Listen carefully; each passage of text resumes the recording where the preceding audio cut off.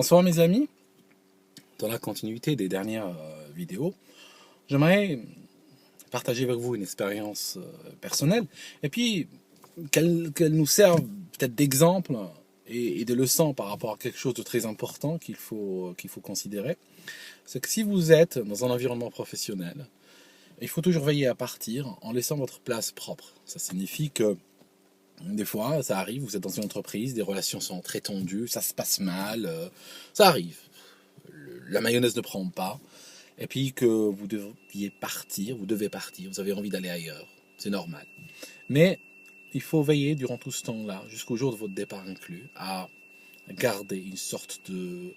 Même si c'est pas possible d'avoir la paix avec tout le monde, parfois dans certains environnements tendus et stressants et tout ça, il faut essayer au moins d'avoir une sorte de cavode, si vous voulez, une sorte de relation respectueuse, et veiller à, comment dire, à tous les...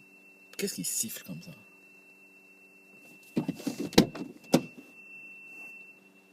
Ouais. Enfin, qu'est-ce que je disais? Donc, je disais que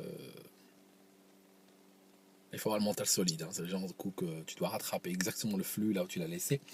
En fait, je vous donne un exemple. Je pense que c'est bien comme ça. J'étais dans une entreprise quand je suis arrivé ici en Angleterre. Je suis arrivé dans une boîte. Et il y avait un gars qui ne m'aimait pas. Un gars qui ne me supportait pas. Ça arrive.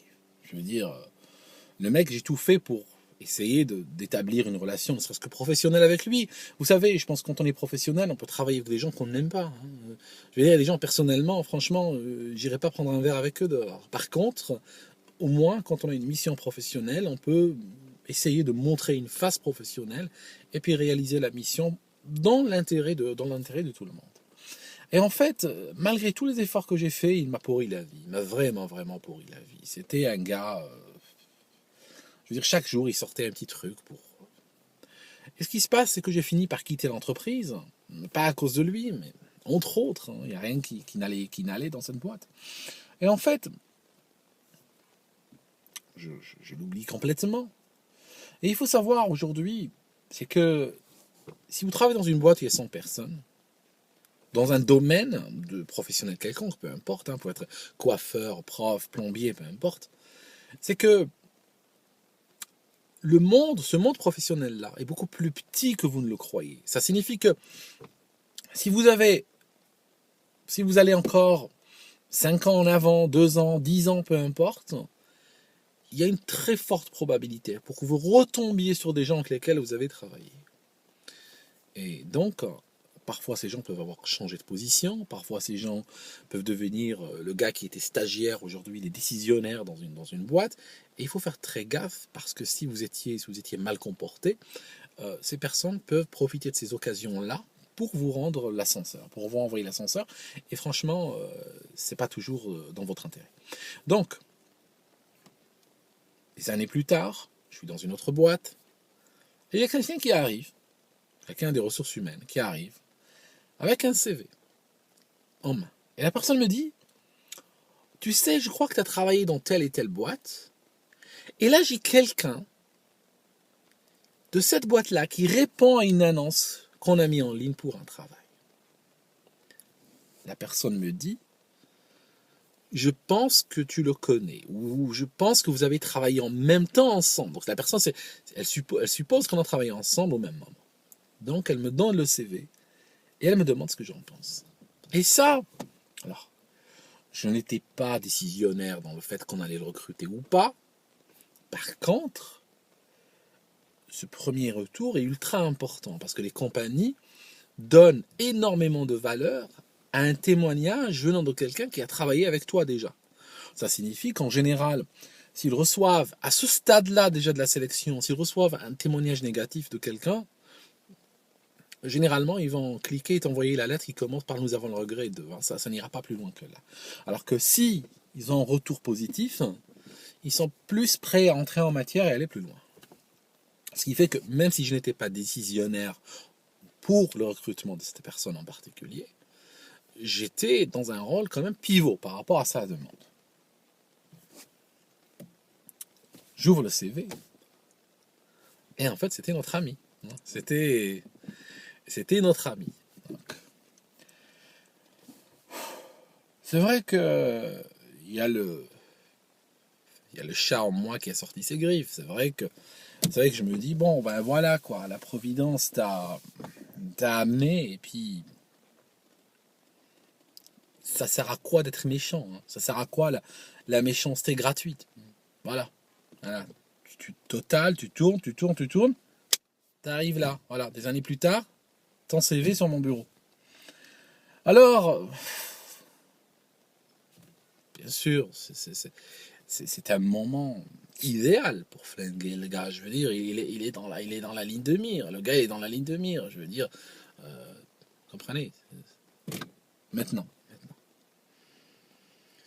Il y a, il y a quelqu'un qui a dit la vengeance m'appartient et la rétribution.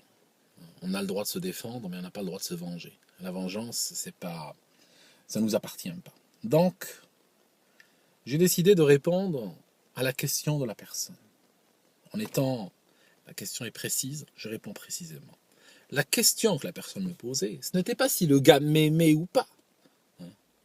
Mais la question c'était si le gars était capable de faire son travail, si c'était un professionnel dans ce domaine-là. Et dans ce cas, donc, j'ai répondu avec précision à la question. J'ai dit oui, ce gars, j'ai travaillé avec lui, il est très bon dans ce domaine et je pense qu'il peut faire le travail. Ils lui ont donc donné sa chance, ils l'ont appelé pour un entretien et ce qui s'est passé, c'est qu'il a eu le travail en question. Alors, un peu plus tard, donc je le croise, il est toujours assez exécrable avec moi, je veux dire, il avait une sorte de continuité dans les idées. Il ne m'aimait pas, il ne me saluait pas quand il me croisait dans les couloirs, il me faisait toujours la face. Pourtant, il rigolait avec tout le monde et tout ça, et moi, je ne sais pas pourquoi. Et en fait, à un moment donné, il y a eu une situation où quelqu'un lui a dit que j'avais reçu, que j'étais le premier à avoir son CV dans la boîte et que j'avais validé sa demande. Et c'est comme ça que ça a découlé, qu'ils l'ont appelé, qu'il a eu un entretien, etc. Et je me rappelle la tête qu'il faisait. Il m'a regardé, et son regard disait, j'ai toujours su que tu n'étais pas un type normal. Son regard disait, j'ai eu raison de détester ce gars, ce type n'est pas normal. Donc voilà, en fait il a toujours continué, ça n'a pas changé son attitude envers moi, il a toujours été comme ça. Et donc là je vous donne un contre-exemple en réalité. Là je vous ai dit, ne faites pas, gardez toujours votre place propre, gardez toujours de bonnes relations avec les gens, brisez tous les problèmes, avec le monde avant de partir. Mais en réalité, je vous donne un exemple de quelqu'un qui s'est fait recruter alors qu'il a fait complètement l'opposé, alors qu'il se comportait de manière exécrable. Mais bon, ça n'arrive pas tous les jours. Hein. C'est un exemple que je viens de vous donner. Et pour moi, ça a été, je vous dis un truc perso, hein, de toute façon, je blogue dans tout ce que je dis est perso. Pour moi, c'est très important comment dirais-je, allez, je trouve les mots là. Je suis en train de construire l'idée, juste pour que vous puissiez comprendre ce que je fais. En fait, tu ne peux pas pardonner à quelqu'un, tu ne peux pas faire acte de pardon si tu n'as pas la personne dans le collimateur. Pour moi, le pardon ne marche que lorsque tu as la personne dans le collimateur et tu ne presses pas sur la détente. Hein, de manière imagée. Parce que, imaginons qu'un type, il pèse 120 kilos et puis il fait 2,20 m et il te donne la plus grosse baffe de ta vie, tu te mets par terre, tu te lèves comme ça et tu dis ah je lui pardonne, ça veut rien dire du tout, tu lui as pas pardonné, juste tu as eu peur de lui, il est plus grand que toi, il t'a assommé et puis tu as peur de recevoir une deuxième baffe, tu comprends?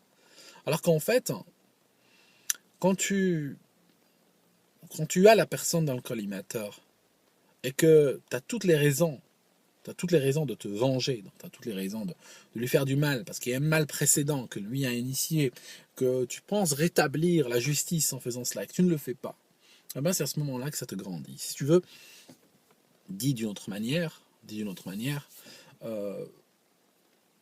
c'est une étape initiatique très importante dans la vie, c'est une étape que la Providence va toujours te mettre dedans, tôt ou tard.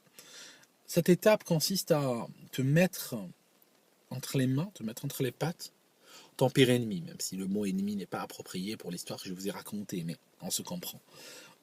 Et à ce moment-là, selon ton comportement, c'est un classique en fait, c'est un classique providentiel. Et selon ton comportement, tu sortiras plus grand ou tu sortiras plus petit. C'est inévitable. En fait, si tu fais gagner l'instant sur l'éternité, tu vas violer ou transgresser une règle universelle de ne pas se venger. Et tu vas faire quoi? Tu vas obtenir en échange la satisfaction instantanée de courte durée d'avoir écrasé ou d'avoir réussi à renvoyer le bâton dans la figure de quelqu'un qui t'a fait du mal auparavant. Voilà. Plaisir, très court, très circonscrit, tu ne gagnes pas grand-chose en fait, mis à part cette bouffée d'ego, et puis ça s'arrête là. Mais en échange, tu sortiras 1000 fois plus petit qu'avant. Ou bien tu as l'autre option. L'autre option, c'est de comprendre que c'est une étape initiatique importante, et puis essayer de te mettre du côté de l'éternité et de sortir grandi de cette étape-là. Bien sûr, on va pas foutre la pagaille autour de nous en espérant être l'occasion d'une initiation de quelqu'un à un principe d'éternité et d'universalité, parce que je vous assure que ça se passe pas comme ça. Hein. Les gens, ils vous donneront une baffe sur la figure à la première occasion qui se présente, et ils se vengeront, ils seront très contents, et ils en parleront à la machine à café. Donc, très important de garder de bonnes relations avec l'humanité en général. Voilà, c'était tout pour ce soir. C'est une anecdote personnelle que je partage avec vous, comme je fais depuis des années, de toute façon. Amusez-vous bien, les gars.